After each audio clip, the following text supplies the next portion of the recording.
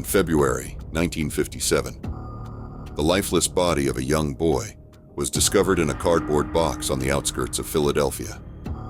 For over 6 decades, he was known only as the boy in the box, his identity and tragic story shrouded in mystery. In December 2022, advancements in forensic science finally unveiled his name: Joseph Augustus Zarelli. This is the journey of how a nameless child became known, and the enduring quest for justice in America's oldest unsolved homicide case.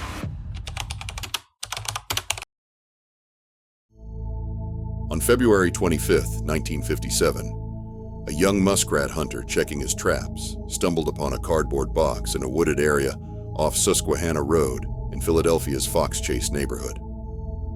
Inside, he found the bruised and battered body of a boy, estimated to be between 4 and 6 years old. The child was naked, wrapped in a cheap flannel blanket, and bore signs of severe malnutrition and recent, crude haircutting. The box had once contained a bassinet sold by J.C. Penney, but any leads it might have provided quickly turned cold.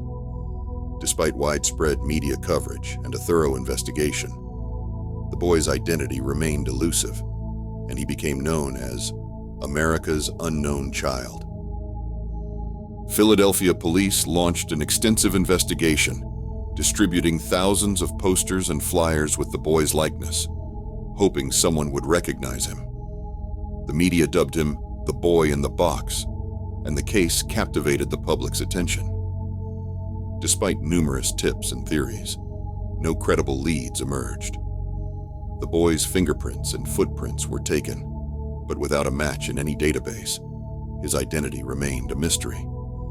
Investigators explored various theories, including that the boy was a foster child or had been abducted, but each lead led to a dead end. The case grew cold, and the boy was eventually buried in a potter's field, his gravestone reading, "Heavenly Father, bless this unknown boy." Decades passed with little progress until the advent of forensic genealogy. In 1998, the boy's body was exhumed to extract DNA, but it wasn't until the 2010s that technology had advanced enough to offer new hope. In 2019, the Vidocq Society, a group of forensic professionals dedicated to solving cold cases, funded a second exhumation. This time, the DNA sample was more viable. Forensic genealogists used the boy's DNA to build a family tree, identifying distant relatives and gradually narrowing down potential matches. The painstaking process required cross-referencing genetic data with public records, eventually leading investigators to a family in Philadelphia. On December 8, 2022, Philadelphia Police Commissioner Danielle Outlaw announced a breakthrough in the case. The boy in the box had been identified as Joseph Augustus Zarelli, born on January 13, 1953. This revelation marked the culmination of decades of investigation and the relentless pursuit of justice for a nameless child. Joseph was born to Augustus John Zarelli and Mary Elizabeth Plunkett, both now deceased. He had living half-siblings who were previously unaware of his existence. The circumstances leading to his death remain unclear, and the investigation into his murder is ongoing. With Joseph's identity now known, investigators are focusing on uncovering the details of his short life and the events that led to his tragic death.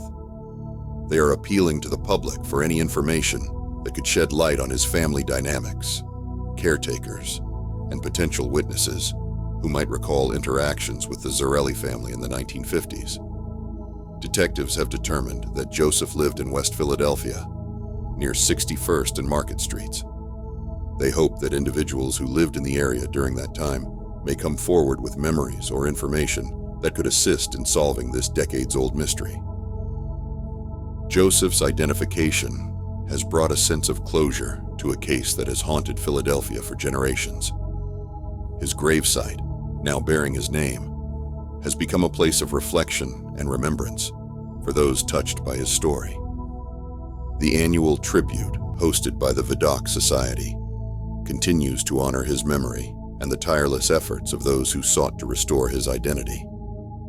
The case has also highlighted the advancements in forensic science and the potential for solving other cold cases through genetic genealogy. It serves as a testament to the perseverance of law enforcement and the importance of never giving up on seeking justice for the voiceless. While the identification of Joseph Augustus Zarelli answers a question that has lingered for 65 years, it also opens new avenues of inquiry. Who was responsible for his death? Why was he subjected to such neglect and abuse?